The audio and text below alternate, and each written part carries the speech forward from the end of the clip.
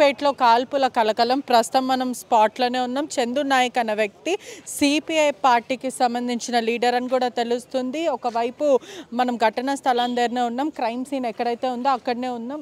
ఈరోజు ఉదయం 7:30 ప్రాంతంలో ఈ కాల్పులు జరిగాయని కూడా తెలుస్తుంది. చందు నాయక్ అనే వ్యక్తి కూడా చనిపోయాడు. ఒకవైపు క్లూస్ టీమ్స్ కానీ పోలీసులు కానీ ఆధారాలంతా కూడా సేకరించారు. అతను లోపల పార్కింగ్ ఎక్కడైతే రెగ్యులర్గా పార్క్లో వాకింగ్ చేస్తూ ఉంటాడో ఆ వాకింగ్ చేస్తున్న సమయంలో కూడా రోజు వస్తుంటారు. అతనితో పాటు ఇంకో వ్యక్తి కూడా ఉన్నాడు, వాళ్ళ స్నేహితుడు అని కూడా తెలుస్తుంది.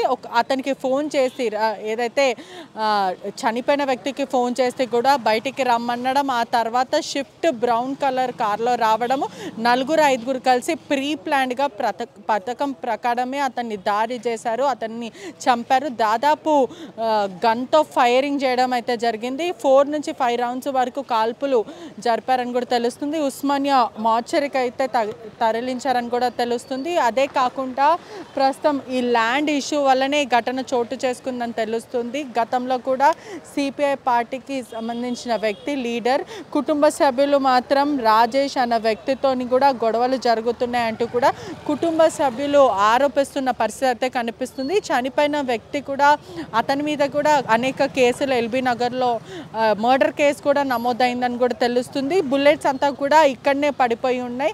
దాదాపు 4 నుంచి 5 రౌండ్లు అయితే కాల్పులు జరిగాయని కూడా తెలుస్తుంది. ల్యాండ్కి సంబంధించిన ఇష్యూ అని కూడా తెలుస్తుంది. వీళ్ళిద్దరికీ కూడా పాత పరిచయాలు ఉన్నాయి. అతను లోపల చందు నాయక్ గతంలో సిపిఐ పార్టీలో చేశాడు. స్టేట్ కి సంబంధించిన పొజిషన్లో ఉన్నారని కూడా తెలుస్తుంది. రాజేష్ అనే వ్యక్తి కూడా సిపిఐ పార్టీలో పనిచేస్తారు. వీళ్ళిద్దరి మధ్యలో కూడా ఘర్షణ చోటు చేసుకుంది. అనేక సార్లు కూడా రాజేష్ అన్న వ్యక్తి చంపేస్తాను మీ ఆయన్ని అంటూ కూడా భయప్రాంతులకు గురి చేశారు. వాళ్ళ కుటుంబ సభ్యులు కూడా ఆరోపిస్తున్న సిచ్యువేషన్ అయితే కనిపిస్తుంది.